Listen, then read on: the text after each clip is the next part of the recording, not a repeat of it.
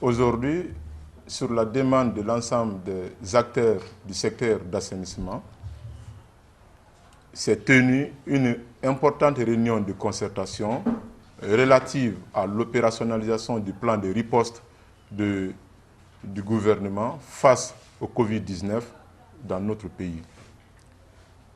Le secteur d'assainissement est l'un des secteurs d'activité les plus touchés en Guinée. Plus de 150 PME de précollecte travaillent aujourd'hui dans ce secteur. Des centaines d'entreprises de traitement, de recyclage et de valorisation des déchets également.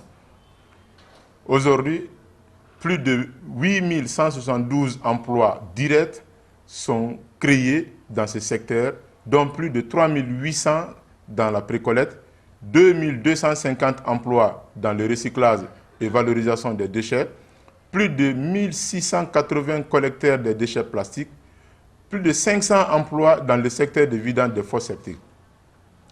L'ensemble des éboueurs des PME du secteur d'assainissement est potentiellement exposé à la maladie du Covid-19 car ils sont à tout moment en contact avec la population, les endroits souillés par les déchets, les déchets infectés par certaines maladies à tout moment. De même, les emplois sont principalement menacés suite à la baisse du taux de recouvrement causé par la flambée du taux de désabonnement de la population.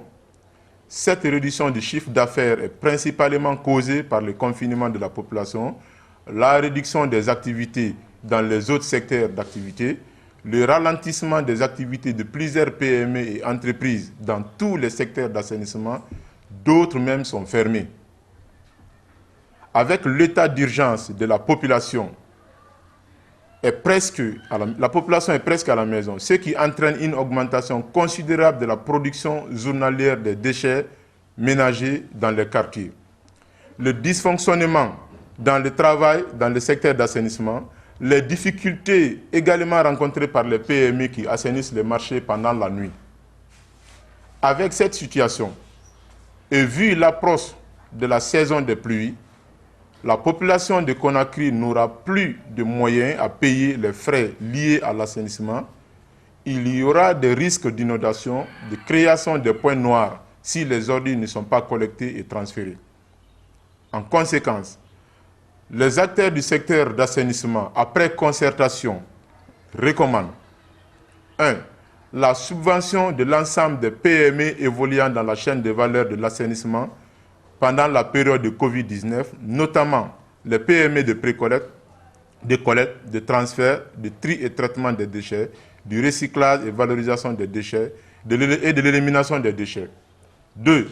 L'appui des PME en équipement de protection individuelle. 3. La dotation des employés des PME du secteur d'assainissement en termes de masques, de bottes, de tenues de travail et d'autres outils nécessaires. 4. L'appui en fonds de roulement des PME du secteur d'assainissement qui sont fragiles face à cette maladie. Le renouvellement des équipements des PME du secteur d'assainissement. 6. L'appui des collecteurs des déchets plastiques et autres acteurs de la filière qui sont considérés aujourd'hui comme vulnérables. L'implication des PME de précollecte dans le curage des caniveaux et d'autres travaux similaires. 8. La responsabilisation des PME de précollecte dans les travaux de haute intensité de main-d'œuvre dans leur zone d'opération annoncée par le gouvernement. 9. L'appui sanitaire des employés du secteur d'assainissement. 10. Tenir en compte et privilégier les PME de la chaîne de valeur de l'assainissement dans le processus de relance des entreprises. 11. Considérer le secteur d'assainissement comme l'un des plus touchés et sensibles. 12. La facilitation du travail des entreprises du secteur d'assainissement pendant la nuit. À cet effet, nous comptons sur la bonne compréhension du gouvernement et sa volonté d'accompagner des PME comme annoncé dans la politique du gouvernement.